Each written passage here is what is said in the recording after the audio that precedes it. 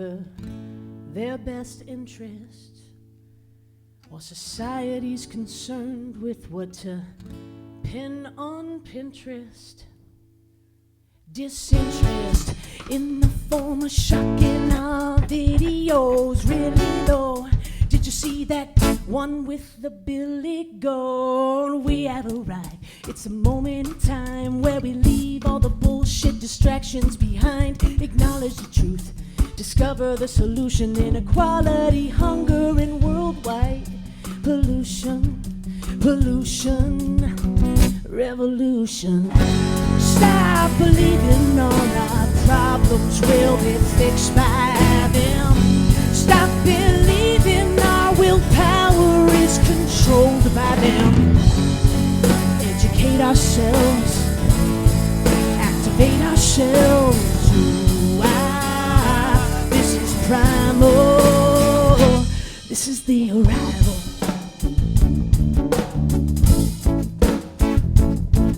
The arrival.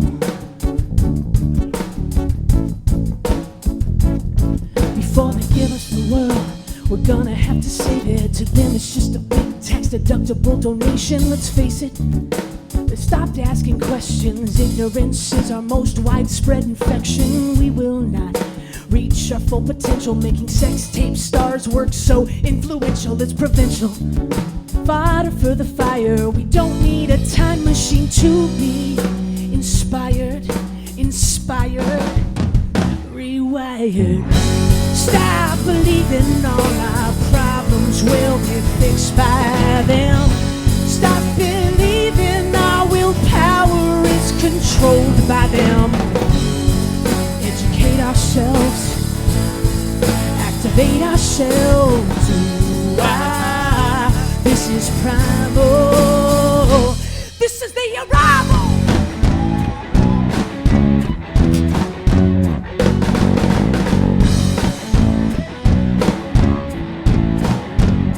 This is the arrival. Call to action for survival. Who won't succumb to denial? Just smile while your satellite pictures.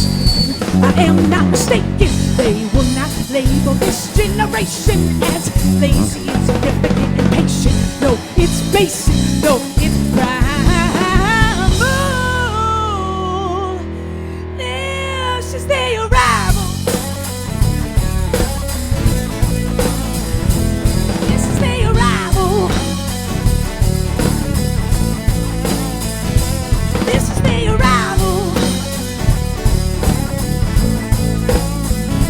This is the arrival.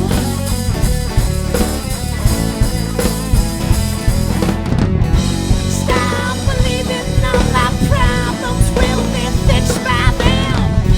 Stop believing our willpower is controlled by them. Educate ourselves, activate ourselves. Ooh, this is primal. This is the arrival.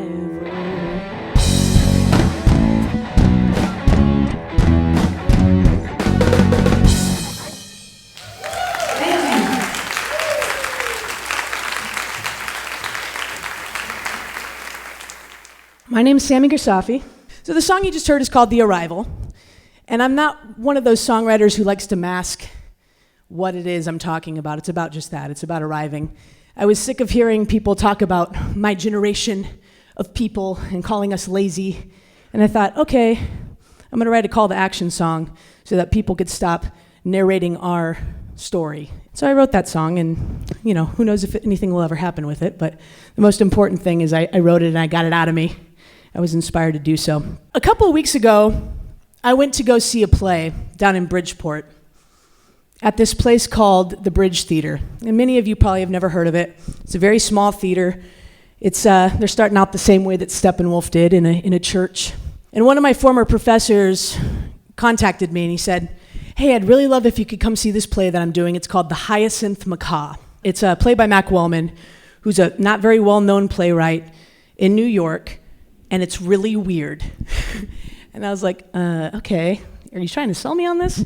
Sure, all right, I'll come to this thing. I'm not really one that's a big fan of experimental theater, maybe because I've seen a lot of really poorly executed experimental theater, but it's never been one of my favorite things. But I went because I wanted to be supportive. The best way I can describe the experience was like trying to solve a Rubik's Cube, and if you're a genius, then this doesn't apply to you. But for the rest of the audience, when you're trying to solve a Rubik's Cube and you think you're getting somewhere, and you have that moment of clarity, and you're like, yes, I know what my next moves are gonna be. And then 5 seconds later, you're like, no, I'm right back at the beginning. That's kind of what this play felt like. They had these long monologues, and all of the dialogue in there, all the words, were not linear. It was seemingly disconnected. But in the midst of it, there were these one-liners, and they really stuck out to me. And one of the lines that still I have embedded in me since I saw it a few weeks ago was "True tales are tangled." After the play, that I thought I was probably not gonna enjoy too much, I was extremely inspired. I mean, like, out of my seat inspired. Like, I was talking to the director, people were probably annoyed with me, like, all right, we get it, you liked it, get away from me. It was so inspiring to me, and I couldn't figure out why. Why was this play blowing my mind? Why did it blow my mind? And as a good theater student, I went back and I figured it out. They always tell us in theater school, if you love something, figure out why. If you hate something, figure out why. I loved it because it was completely different than anything I had seen ever. It didn't follow a formula. And what I mean by formula is nowadays, everything is formulaic. Especially in big business, big companies, they like to find the formulas that they can predict the outcome for. And it's smart business. It is. But we have all become reliant on this. Your Netflix queue, for example, you don't choose anything that's gonna excite you, you choose things you wanna watch. And you watch them, and it's great, and you're satisfied for a little bit, but you're never blown away. I'm guilty of this. I too follow that formula. This play took risks. The director took risks. The actors took risks. The playwright took a risk. And I was inspired. There's so much pressure today to follow formula. And I didn't realize it till I saw this play, but I'm bored. I'm so bored. I'm so bored going to concerts that I know what I'm gonna feel like when I get out of there. Our world deserves more. We can give this world more. We're creatives. We should be creating, not just replicating. This really struck a chord with me because from a young age, I was told that I should only follow paths that have a clear future. Do something that you know what the result's gonna end up being. And from a young age, I've been ignoring that advice. At 5, I began playing baseball, t-ball, really, so it wasn't really stepping on any toes yet. At 11, I was the first girl in my hometown to make the boys' all-star baseball team, and that started to piss some people off. And at age 10, I fell in love. I fell in love with football.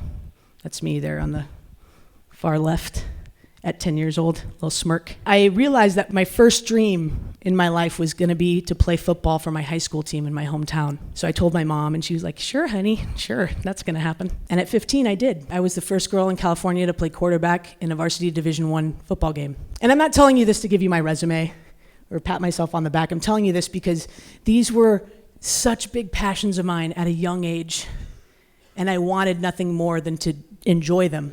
And all of these adults around me, not my parents, but other adults, parents of boys on my team, were saying, you're wasting your time. What are you doing? This is never gonna do anything for you in your entire life. You should do something more practical. You're a tall girl. You should play basketball. You should play volleyball. Those are good choices. So I did, I tried it. I tried their formula. I played a couple years of volleyball. I did okay at it. I received scholarship offers, but at that point, I had already experienced what it was like to achieve a dream with something I was passionate about. And there was no going back from that point. And while I let those letters sit on the kitchen table, I had already found yet another impractical passion, acting. and I auditioned nationwide. And my parents are like, why did we put all of that money into your sports and then you decide that you wanted to be in theater? We hate you. They didn't say that, but I knew they were thinking it. And so I auditioned and I received a scholarship to the Chicago College of Performing Arts, which is what brought me here. And that was fantastic, and I loved every minute of it. And then I found yet another impractical passion, singing and songwriting. And I fell in love with that. And I said, yes, I would like to pursue 3 impractical things in my life, and these will be the 3. In theater, it's not odd to be a triple threat. You guys know what triple threat is, right? In theater, you have like the acting, the singing, and the dancing.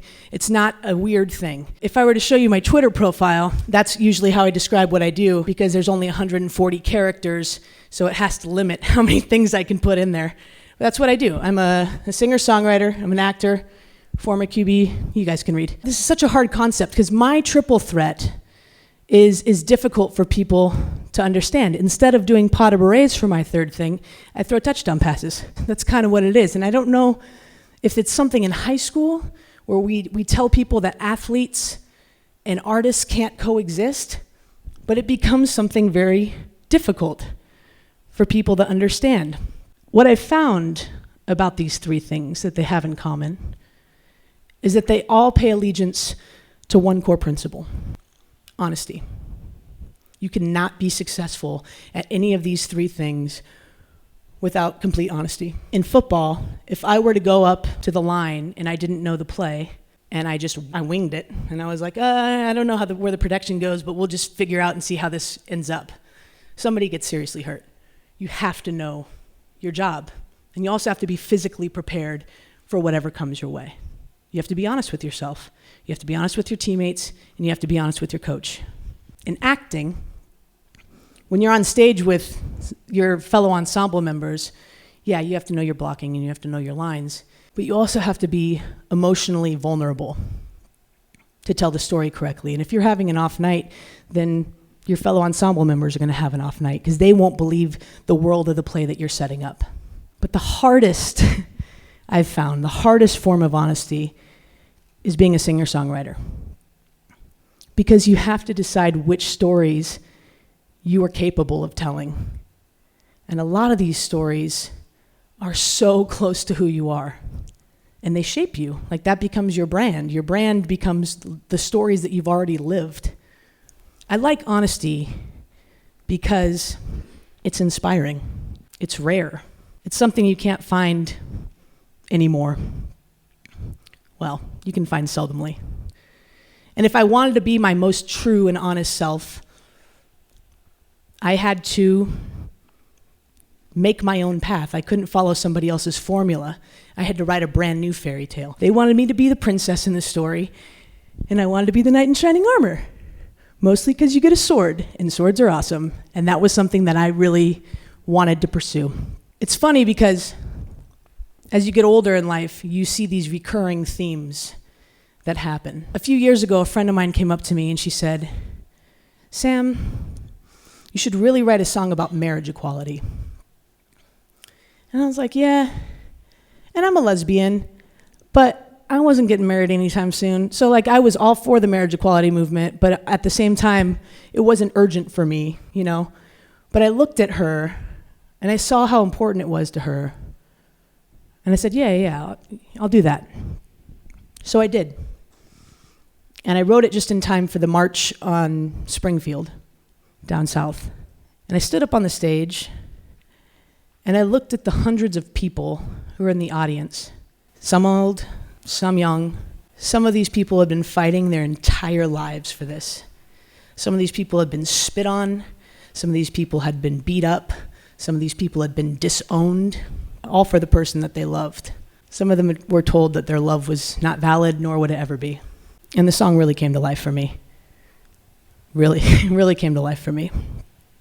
Less than a year later, I was asked to perform at the bill signing for marriage equality, the Marriage Fairness Act. And I looked out in the crowd, and I saw these people rejoicing. Some of these people had been spending 50 years fighting for this. And I thought, wow, they did it. It wasn't in vain.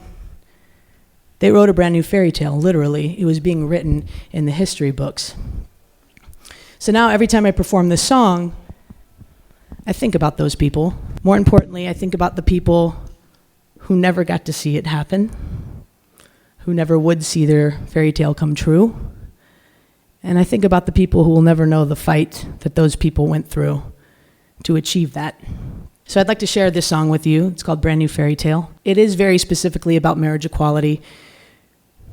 But the overarching message is really, if you don't see your dreams in the storybooks, write your own fairy tale.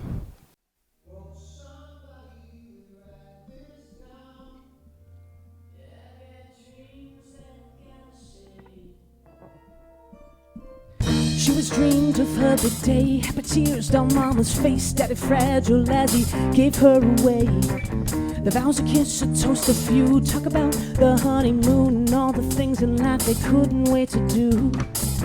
She couldn't seem to find any princess, marry her Madeline. At least not outside her mind, no. Won't somebody write this down? I got dreams that I gotta say aren't represented very well. And if nobody writes this down, well, that's okay, guess I'll have to be the one who breaks the spell and write a brand new fairy tale.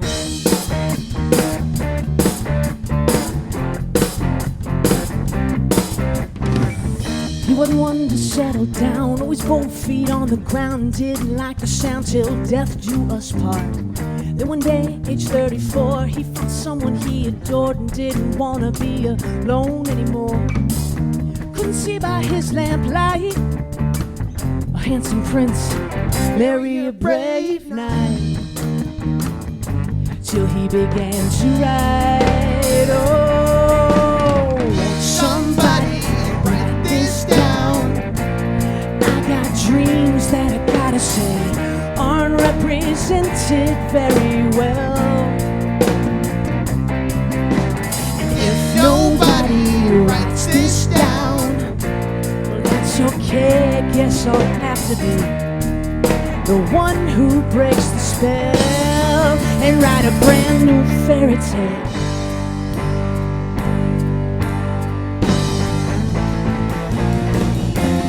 Once upon a time, this hate told the world a story we continue to retell,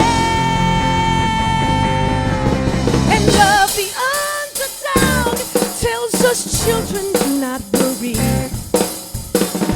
Believe in me and we'll prevail, 'cause love will always break the spell. Won't somebody write this down? I got dreams that I gotta say are represented very well. No, if nobody writes this down, that's okay, guess I'll have to be the one who breaks the spell. I write my own damn fairy tale. Thank you.